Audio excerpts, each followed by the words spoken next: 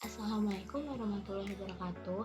Halo teman-teman, kembali lagi dengan kami kelompok KKM PKM 256 dari Institut Teknologi Sumatera. Nah, pada kesempatan kali ini kami akan menyampaikan video pembelajaran mengenai pemuaian dan juga kalor.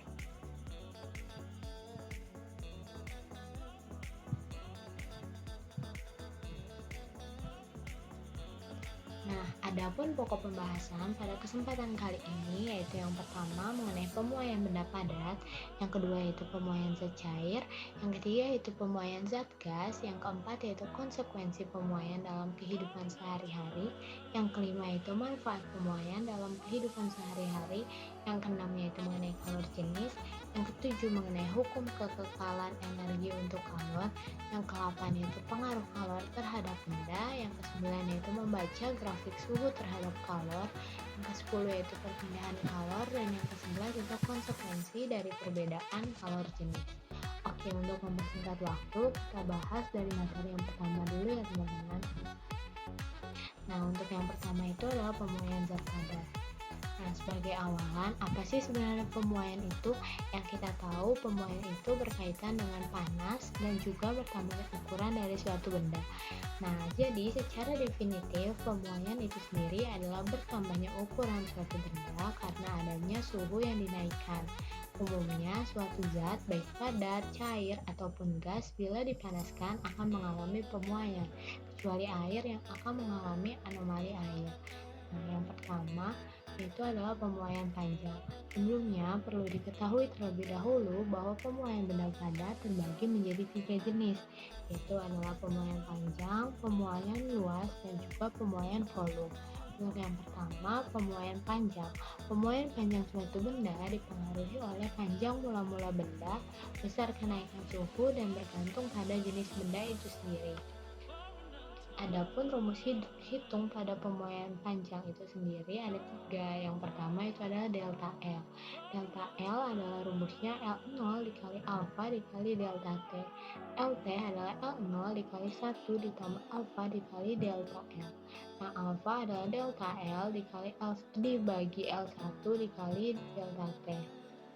Dengan keterangan yaitu L merupakan panjang akhir, L0 merupakan panjang mula-mula, delta L merupakan pertambahan panjang, alfa merupakan koefisien mulai panjang, dan delta T merupakan kenaikan suhu. Nah, yang kedua adalah pemuaian luas.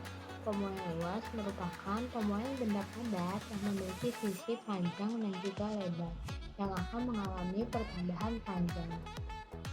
Nah, jika suatu benda berbentuk bidang yang suhunya dinaikkan, maka sisi-sisi dari bidang tersebut akan mengalami pertambahan panjang. Jadi, untuk menentukan besar kecilan pemuaian panjang dapat digunakan rumus yang pertama delta A atau area, yaitu A0 dikali beta dikali delta T. AT adalah rumusnya A0 dikali 1 ditambah beta dikali delta T.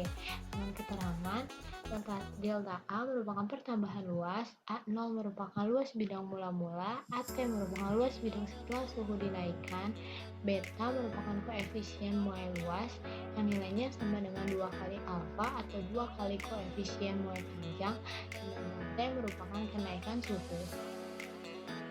Dan yang terakhir pada pemuaian benda padat adalah pemuaian volume. Pemuaian volume dialami oleh benda 3 dimensi atau benda yang memiliki panjang, lebar, dan juga tinggi. Nah, jika terkena panas akan terjadi perubahan pada ketiganya, yaitu pada panjang, lebar, dan juga tinggi. Untuk rumus hitungnya yaitu delta V sama dengan V0 dikali gamma dikali delta T. Untuk VT-nya yaitu V0 dikali 1 ditambah gamma dikali delta T. Dengan keterangan delta V merupakan pertambahan volume, V0 merupakan volume mula-mula, VT merupakan volume setelah suhu naik, gamma merupakan koefisien mulai volume, dan delta T merupakan kenaikan suhu. Nah, perlu diingat sebagai bahan yang dapat dihafalkan yaitu yang pertama perbedaan dari ketiga rumus pada pemuaian benda padat itu sendiri. Yang pertama, pada pemuaian benda padat panjang menggunakan alfa yaitu koefisien mulai panjang itu sendiri. Nah, untuk pemuaian luas itu sendiri menggunakan koefisien muai luas yang nilainya 2 kali dari alfa atau beta.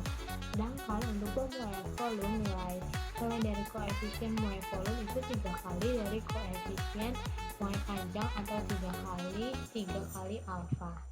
Diingat ya teman-teman. Selanjutnya kita masuk pembahasan yang kedua, yaitu pemuaian zat cair. Pemuaian zat cair dapat diselidiki dengan menggunakan lampu didih. Zat cair ketika dipanaskan akan menyesuaikan dengan wadahnya sehingga memiliki muai volume yang berbeda-beda sesuai dengan wadahnya. Nah, yang ketiga adalah pemuaian zat gas. Nah, pemuaian zat gas dapat diselidiki dengan menggunakan alat yang disebut dengan dilatometer.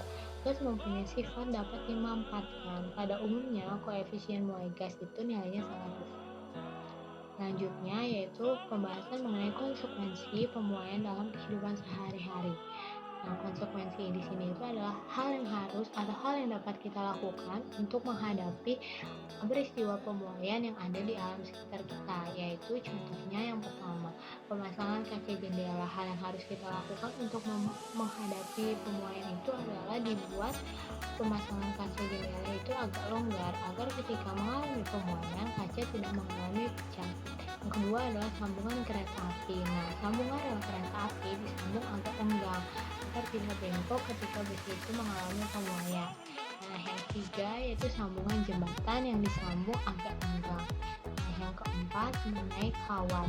Kawat dipasang agak kendor agar ketika kawat memuai tidak mengalami pemutusan. Kita masuk ke dalam yang kelima, ke dalam topik pembahasan yang kelima, yaitu mengenai manfaat pemuaian dalam kehidupan sehari-hari. Nah, di sini contohnya ada 5 ya teman-teman. Yang pertama itu adalah pemasangan penyambung lempeng baja pada badan kapal. Lempeng-lempeng baja tersebut disambung satu sama lain dengan cara diberi perekat. Pemasangan paku perekat dilakukan pada suhu yang panas. Setelah pakunya dingin, paku akan menyusut sehingga paku akan merekatkan sambungan lempeng dengan sangat erat. Yang kedua adalah penggunaan bimetal. Bimetal itu sendiri merupakan dua buah logam yang dikelilingi atau direkatkan atau digabungkan menjadi satu. Nah, biasanya logam yang digunakan itu adalah perunggu. Nah, bimetal kan sangat peka terhadap perubahan suhu. Jika dipanaskan, bimetal melengkung ke arah logam yang nilai koefisiennya lebih kecil. Jika didinginkan, bimetal melengkung ke arah logam yang koefisiennya lebih besar. Nah, selanjutnya, untuk membuka tutup botol, kita bisa mencelupkan atau menyiramkan tutup botol dengan air panas. Di sini tipe ya teman-teman, maksudnya adalah panas. Nah, setelah itu tutup botol baru mudah untuk dibuka. Hal ini karena muai logam dari tutup botol lebih besar daripada kaca botol. Nah, selanjutnya itu adalah pemakaian alat termostat. Termostat itu merupakan alat pengontrol temperatur. Nah, dalam termostat itu kan ada dua logam yang direkatkan satu sama lain menjadi bimetal. Nah, kedua logam tersebut mempunyai angka muai panjang yang berbeda-beda. Ketika suhu naik, salah satu logam akan mengalami pemuaian lebih panjang daripada logam yang lainnya. Akibatnya bimetal akan menjadi melengkung sehingga arus akan putus. Nah, selanjutnya adalah pemasangan pita penjepit pada tong kayu. Pemasangan pita penjepit pada tong kayu digunakan dengan cara dipanaskan sehingga besar logam akan lebih besar daripada tong kayunya itu sendiri. Jika dingin, pita logam akan terpasang dengan kuat.